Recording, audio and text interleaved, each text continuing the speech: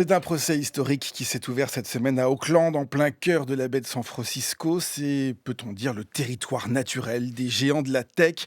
On est à 40 minutes de la fameuse Silicon Valley, là où souvent tout a commencé dans l'innovation technologique. Un procès hors du commun, donc, qui voit s'affronter deux milliardaires américains et anciens associés. D'un côté, Elon Musk, l'homme le plus riche du monde, patron du réseau social X, de Tesla ou de SpaceX, on en reparlera. De l'autre, Sam Altman, patron d'OpenAI, que l'on connaît pour avoir inventé ChatGPT, le leader de l'intelligence artificielle. Le premier, Musk, reproche donc au second d'avoir dévoyé les objectifs originels d'OpenAI en faisant de ce laboratoire de recherche une entreprise lucrative. Et c'est là que l'on a besoin de vos lumières et de votre intelligence bien réelle. Valentin Goujon, bonjour. Bonjour. Bienvenue sur France Culture. Vous êtes doctorant en sociologie au Media Lab de Sciences Po Paris. Revenons donc pour bien comprendre ce conflit aux origines peut-être de la création d'OpenAI. Nous sommes en 2015. Racontez-nous comment naît ce qui est à l'origine une association en fait. Tout à fait, hein, c'est vrai que tout commence, notamment par la prise de contact donc de Sam Altman, hein, qui envoie un mail à Elon Musk pour lui faire part d'un projet Manhattan de l'intelligence artificielle. Donc déjà, dès le départ, les ambitions étaient assez, grandes et ça se matérialise donc quelques mois plus tard, en décembre, par la création effectivement d'OpenAI, qui a une structure organisationnelle assez originale et qui effectivement voit le jour, sous un statut d'association quasiment effectivement, caritative.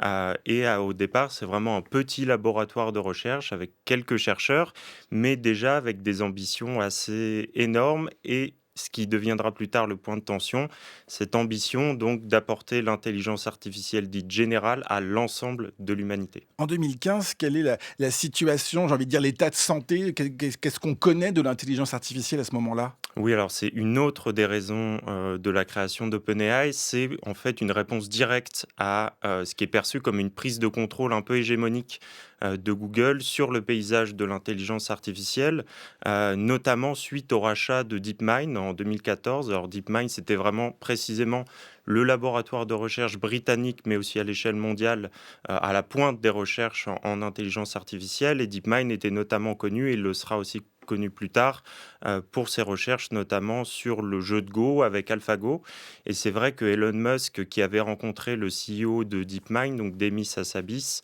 en 2012 et c'est vraiment cette rencontre en fait qui lui avait fait prendre conscience des risques aussi et du potentiel, de l'intelligence artificielle et donc la volonté de Musk d'investir massivement dans OpenAI est vraiment une réponse directe à cette prise de contrôle donc, de Google. Valentin Goujon, quel rôle joue chacun à ce moment-là? Donc, il s'envoie un mail, ça on le sait parce qu'on a même aujourd'hui des mails qui sont versés au dossier et dans le procès, on va y revenir. Mais quel rôle joue chacun de ces deux acteurs? Alors, c'est vrai que Sam Altman, à l'époque, donc, il a une position assez centrale dans l'écosystème technologique de la Silicon Valley, hein. Donc, il est président d'un incubateur, un accélérateur de start-up qui est absolument central dans cet écosystème. Donc, c'est Y Combinator. Il va garder ce poste d'ailleurs plusieurs années en même temps, en parallèle que ses responsabilités à OpenAI. Donc, il est extrêmement bien introduit. Il a une connaissance vraiment extrêmement transversale de l'ensemble de l'écosystème. Alors que Musk, effectivement, est déjà une figure relativement bien établie, un entrepreneur donc qui déjà à la tête de plusieurs entreprises. Et c'est donc le rassemblement de ces deux figures qui va permettre de ramener notamment des investisseurs assez Hmm. connus. Peter Thiel, qui est extrêmement proche de Sam Altman, AWS, qui est le service cloud d'Amazon, et puis aussi donc d'autres investisseurs qui sont assez célèbres dans le petit milieu de la Silicon Valley. Est-ce qu'on peut dire que Musk a le portefeuille et le carnet de contacts qui fait que OpenAI peut effectivement se développer? Alors effectivement, Musk apporte des investissements, mais on va dire que ses promesses originelles, et là aussi c'est vraiment au cœur donc du procès qui a débuté en début de semaine, la promesse ne va pas être totalement remplie, même loin de là, hein. Les principaux cofondateurs et donc investisseurs d'OpenAI s'engagent à verser 1 milliard de dollars. Donc ce qui à l'époque paraissait suffisant précisément pour contrer Google, sauf que ce qu'on a confirmé aujourd'hui avec le procès, c'est que l'engagement de Musk finalement s'est arrêté à 38 millions de dollars, alors qu'il avait lui-même affirmé dans un tweet qu'il avait donc investi jusqu'à 100 millions de dollars. Et là, on voit aussi que les prises de parole de Musk, notamment sur son propre réseau social, le Twitter, peuvent lui desservir aujourd'hui.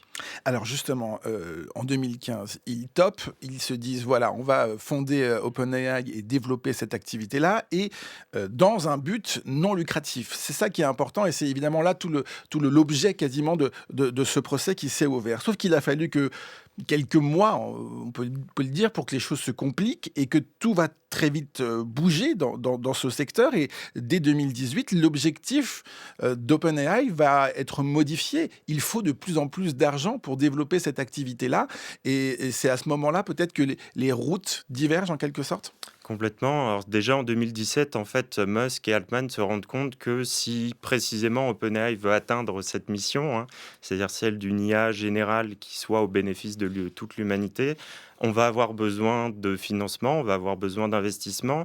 Et à cette époque, donc la structure précisément d'association d'OpenAI ne permettrait pas de ce qu'on appelle passer à l'échelle, hein, c'est-à-dire atteindre des ordres de grandeur beaucoup plus importants. Et donc Musk tente un petit peu un coup de poker, hein, c'est une prise de contrôle d'OpenAI. Il demande à devenir le CEO, d'avoir donc le contrôle du conseil d'administration de l'organisation et notamment propose d'intégrer OpenAI à Tesla, donc son entreprise de véhicules autonomes, notamment pour lui permettre d'utiliser son supercalculateur. Mmh. Un supercalculateur, donc c'est vraiment un rassemblement de processeurs graphiques, de data centers, de centres de données pour entraîner ce qui deviendra donc la série de modèles GPT donc d'OpenAI. Et cette question de la puissance de calcul en fait est absolument centrale dans l'évolution d'OpenAI, ce qui va aussi amener notamment l'arrivée donc de Microsoft quelques années plus tard. Alors justement, allons-y. Vous nous dites que c'est à ce moment-là que la rupture opère, qu'Elon Musk quitte, l'entreprise. Mais qu'est-ce qui, dérange, autant, les 2 acteurs enfin et notamment, Elon Musk dans l'idée que OpenAI devienne lucrative? Tout à l'heure, vous avez dit et vous l'avez répété, l'intelligence artificielle au bénéfice de l'humanité. Ça veut dire qu'il a une éthique sur ce sujet-là, en tout cas? Bon, en tout cas, là aussi, encore une fois, c'est vraiment en réaction à ce qui est perçu comme une prise de contrôle de Google, qui en fait sera à la fois qui est un petit peu l'emblème de la big tech, hein, et qui précisément utiliserait l'intelligence artificielle et notamment les produits de DeepMind à des buts à la fois commerciaux et qui les commercialiserait selon un modèle propriétaire, alors que OpenAI, comme son nom l'indique, même si ça a bien changé depuis, promouvait en fait un modèle ouvert. Sauf que là aussi, au fur et à mesure donc, du déploiement ou du lancement des différents modèles, on voit que l'entreprise, l'organisation a beaucoup évolué sur ce sujet. Par exemple, dès 2019, le modèle GPT-2, son lancement se fait en fait de manière sur plusieurs mois et donc n'est pas sorti tout de suite de manière disponible pour les chercheurs et ingénieurs en intelligence artificielle. Mais pour revenir sur cette éthique, sur ces questions des enjeux de sécurité et de sûreté, heu heu, c'est vraiment ça comment dire? Les 2 philosophies qui s'opposent aussi dans ce procès-là. On va revenir après sur ce qui se dit vraiment et sur, cette bataille entre ces 2 milliardaires. Mais est-ce que on peut aussi se dire qu'à ce moment-là, Elon Musk, est peut-être un peu moins radicalisé qu'aujourd'hui? Je sais pas comment le dire. Disons que alors ce qui se passe, c'est qu'aussi avec le procès, on apprend ou en tout cas on confirme des choses et c'est vrai que typiquement, l'engagement de Musk en faveur d'une IA ouverte, là aussi c'est quelque chose qui a pu évoluer et on a pu récemment apprendre, en tout cas ça a été confirmé, que dès 2017 par exemple, Musk en fait a pu aider et contribuer à réfléchir au passage vers un modèle précisément commercial d'OpenAI. Donc c'est vrai que les lignes sont encore un petit peu troubles, mais on en apprend, c'est vrai, davantage chaque jour. C'est peut-être là aussi l'un des principaux apports de ce procès, vous l'avez mentionné, hein. C'est-à-dire on a déjà à disposition un ensemble croissant de documents qui vont permettre en fait de clarifier les conditions d'existence et de création d'OpenAI. Alors, il est en cours, hein, ce procès. On a effectivement, premières audiences qui ont déjà eu lieu. Valentin Goujon, est-ce qu'on peut dire, à ce moment-là du procès que c'est une guerre des égaux? Dans quelle mesure est-ce que ce procès est plus une bataille personnelle entre ces 2 milliardaires plutôt qu'un véritable débat sur l'éthique de l'intelligence artificielle? Alors effectivement, l'affrontement a pris un tour, personnel, hein, mais c'est vrai que ça date déjà de plusieurs mois, si ce n'est, plusieurs années. C'est vrai que Sam Altman donc avait eu au départ un certain respect et les 2 hommes étaient assez proches, mais c'est vrai que ça a rapidement, évolué. C'est vrai que récemment, par exemple, il y a déjà eu des affrontements, on va dire des passes d'armes sur les réseaux sociaux et notamment sur Twitter. Voilà, Elon Musk a pu rappeler, en tout cas surnommé, Scam Altman, hein, donc vraiment Altman, l'arnaque.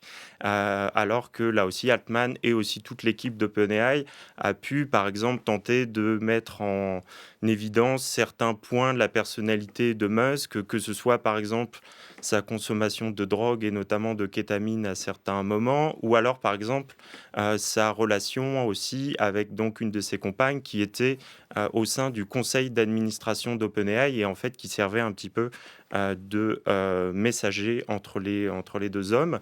Mais au-delà donc de ces 2 figures qui effectivement cristallisent beaucoup de choses, c'est aussi un affrontement, en tout cas aujourd'hui, entre 2 organisations, donc OpenAI du côté de Sam Altman et puis xAI, du côté de Musk qui, effectivement, suite à sa prise de contrôle avortée d'OpenAI, a préféré donc créer son propre laboratoire qui est aujourd'hui intégré au sein de SpaceX. Avec des enjeux boursiers puisque, toutes ces entreprises doivent entrer en bourse dans les, prochains mois, donc c'est effectivement aussi un enjeu, à ce niveau-là. Est-ce que ce procès peut avoir un impact sur le développement de l'intelligence artificielle? Est-ce que, par exemple, ce que demande Musk, c'est-à-dire que, OpenAI redevienne, une entreprise ou une association à but non lucratif, est-ce que c'est réaliste?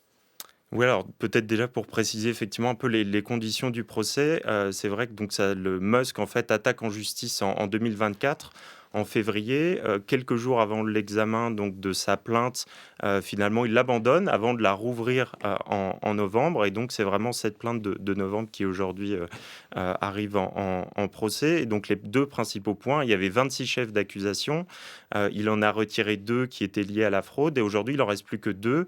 Le premier effectivement, c'est donc la mission originelle d'OpenAI qui aurait été trahie et l'autre c'est donc l'enrichissement illégitime à la fois de Sam Altman, de Greg Brockman qui est donc le président d'OpenAI et aussi, de Microsoft dont on n'a pas encore parlé mais qui effectivement là aussi, joue un rôle extrêmement, important. Et effectivement vis-à-vis des demandes, d'Elon Musk pardon, ça pourrait effectivement bloquer, en tout cas les ambitions d'OpenAI vis-à-vis d'une entrée en bourse, notamment avec la demande de plus de 130 milliards en fait de dommages et intérêts qui seraient reversés cette fois-ci à la branche caritative d'OpenAI. Car Elon Musk se présente comme, un grand altruiste, toujours et encore et qui ne cherche aucun bénéfice personnel dans cette affaire. Est-ce qu'on peut lui faire confiance, Valentin Goujon? Bonne question, oui. Alors effectivement, comme je l'ai déjà dit, c'est vrai qu'en tant que concurrent direct d'OpenAI avec xAI, c'est effectivement motivé par des considérations, on l'a déjà dit, mais extrêmement personnelles vis-à-vis d'Altman, mais aussi plus proprement commerciales et financières, même si xAI notamment via SpaceX, a un peu d'avance précisément sur cette entrée en bourse, vis-à-vis de laquelle on pourrait s'attendre voilà, durant l'été, alors qu'OpenAI se fera sans doute à la fin de l'année, sachant qu'OpenAI est aussi en concurrence donc avec Anthropic, qui est en pleine levée de fonds et qui pourrait être valorisé à 900 milliards de dollars, soit plus que OpenAI. Donc c'est vraiment voilà, un billard à plusieurs bandes. On verra dans les prochaines semaines le résultat de ce procès. Merci beaucoup Valentin Goujon d'avoir été l'invité de la transition de la semaine. Et pour aller plus loin, je renvoie à 2 podcasts, les podcasts Visage de l'actu de France Culture, Sam Altman et Elon Musk à écouter sur l'application Radio France. Vous écoutez France Culture, il est 7h24.